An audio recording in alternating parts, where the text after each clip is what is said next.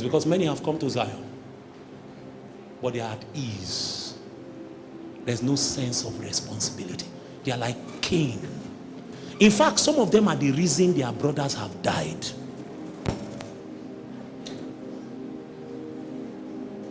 I met a lot of young ladies. One was crying in my office one day. It was a Bible study teacher that raped her. Some have been raped by fellowship president. I'm not saying that they willfully agreed to have sex. She went to see her fellowship president in the house. They had both graduated, and then they were just talking. All of a sudden, he pinned her to the bed. Just like Tame cried to her brother Amnon, she begged, don't do this thing to me. Don't do this thing to me. How could I have come to a place of trust and it is in the sheepfold? If it was among ravenous wolves, I would be expecting it. But in the sheepfold, don't do this thing to me. He raped her. She had never told anybody the story. She had been broken. The day she was telling me, she turned her face to the wall. She said, Daddy, I've never said this to anybody. I've carried it as a wound. I don't know what I preached that day in the service. I can't even remember. She turned to the wall. All I could see is that she was crying. You know that kind of cry, that kata? She was crying. I said, what kind of pain is this that you can't give words to? Is why she was facing the wall. She was telling me the story. He raped me. He raped me. Cain, where is thy brother? Young man, if you've touched a sister and wounded her, you need to beg God for mercy. You need to beg God.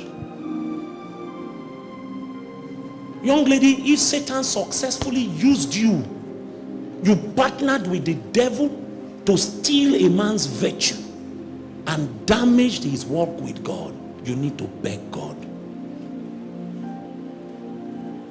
I know what I'm saying. When in school, I acted a drama. It was a Christian drama in my fellowship. And then while I was coming from the changing room, I saw a group of girls, all Christian girls there, standing in a corner. They were making boasts and vows, if I not sleep with this boy. Christian girls. So it's me that will sleep with him. I think the Lord just showed me mercy to hear it.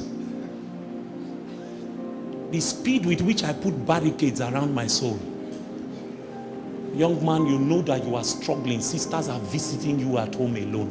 What do you think they are coming to do? To play Ludo?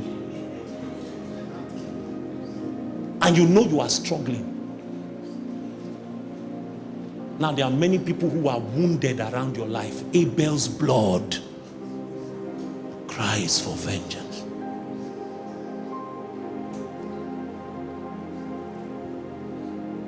I don't know why. It was in yesterday's meeting. I didn't know what I was going to teach today. My brother came to take his session yesterday. My phone is still there. And I wrote it inside. Cain, where is thy brother? That's all God asked me yesterday. I don't know who needs to answer that question today. Where is thy brother? Thy brother's blood cries. And you see, dear brother, God has done it before. He will do it again. He can skip the older and go to the younger. Do you know how painful it is to be alive and then you are in a meeting and someone is on the altar doing something and God points to the person and says, that's what I wanted to do with your life. But all the time I tried to walk with you, you refused. So he passed over you and went to the next generation. Bro, I told God, if you have something for me to do, may I be prepared to do it. I know there's joy on the other side. When we get to heaven, we will rejoice in the God of our salvation. But my brother, when we get to heaven, we will not all be the same.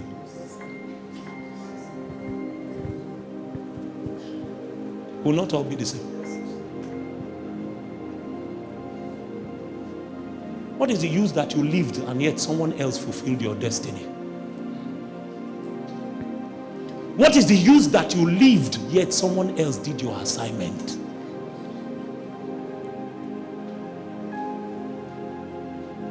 What is the use that you were breathing and yet God chose someone else to carry your burden? Cain, where is thy brother? Emmanuel, Emmanuel, we want to see you. We want to hear from you. Emmanuel, Emmanuel, we want to see you. We want to hear from you. See, brothers and sisters, I want to lead us into a session of prayers now. You see, don't try to impress anybody. Don't try to impress anybody. Cain, where is thy brother? Where is he? Where is he? Some of you, there was a time in your life you walked on the streets and you were burdened for Accra, burdened for Ghana, burdened for Africa. You couldn't see a young man whose life was wasting and you won't shed a tear. But now you've become so comfortable. It's called the spirit of indifference. Just like that man in Numbers 24. You come to meetings and you see people crying, give me souls. And you're wondering, what are they crying for? What did somebody die? It's the spirit of indifference. You are comfortable with food in your belly, money in your bank account, and yet the whole world around you is in chaos. It's in chaos. See the way Jesus lived. He said, my meat is to do the will of him that sent me. That's my food. So food in the natural is no longer important. We only eat for health. We're not eating because we came here to eat food and die. Woe unto that nations whose princes feast in the morning. Princes, men and women of royalty who have been called sons of God, and yet they are irresponsible. Bro, don't be alive and God passes over you to another generation.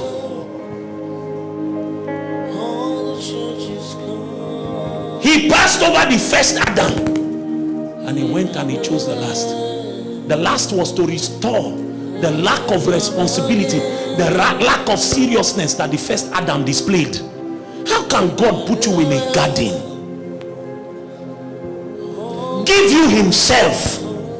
You didn't pray for wife. It was God that came and said it's not good for man to be alone. Gave you a wife, gave you food, gave you everything.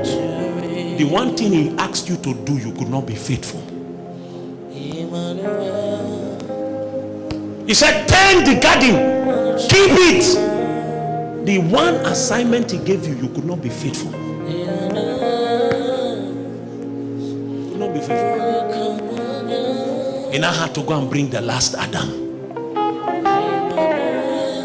Bro, Maybe the anointing is on you. May God not go and choose your younger brother.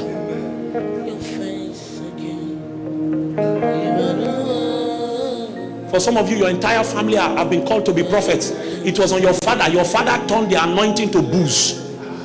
It has moved to you now that is the senior son, and you are gambling. The plans of God can be delayed, they will not be denied. When he has waited for a while, he will look for a man who is ready. He came to Samuel. He said, do not weep anymore. I've rejected Saul, but I have found me a king in the house of Jesse. May God not go to the house of Jesse for your sake. Maybe that what he starts with you, let him be able to finish it.